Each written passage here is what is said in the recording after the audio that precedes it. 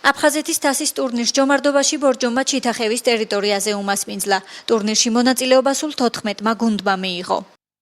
ესენი არის აფხაზეთის მთავრობის, აფხაზეთის განათლების და კულტურის სამინისტროს, დევნილი ახალგაზრდობა თბილისის ზღვიდან, ცხინვალის წარმომადგენლები, კავკასიის ალიანსის ახალგაზრდები, 6 გუნდია უნივერსიტეტის.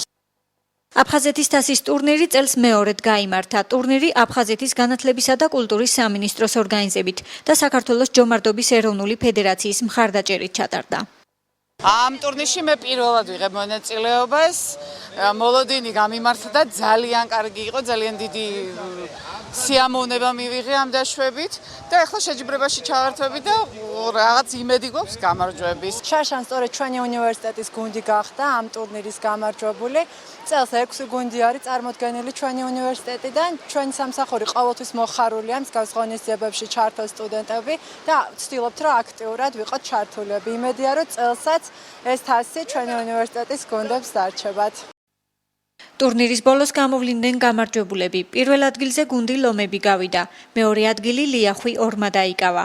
მესამე ადგილის მფლობელი გუნდი დეპარტამენტი გახდა. გამარჯვებული გუნდები თასებით, მედლებით და სიგელებით დაჯილდოვდნენ.